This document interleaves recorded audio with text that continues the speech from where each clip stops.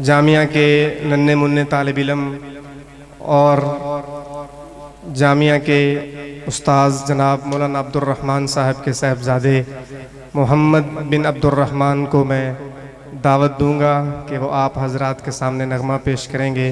मोहम्मद बिन मौलाना Abdurrahman Farooqui.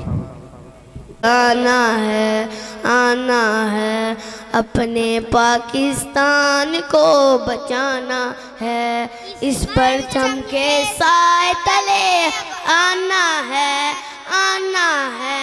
अपने पाकिस्तान को बचाना है, अमन का परचम हर सू लहराना है, अपने पाकिस्तान को बचाना है।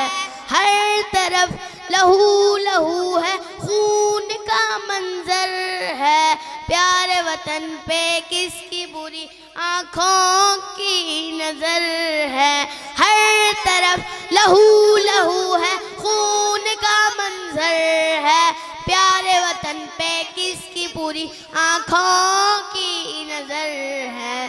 जान फिदा कर देंगे पाकिस्तान पर, इस चमन फूलों से सजाना है।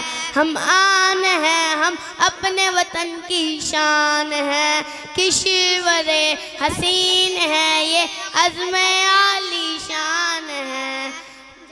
फिदा कर देंगे पाकिस्तान पर, वद अमनी और जुल्म को मिटाना है।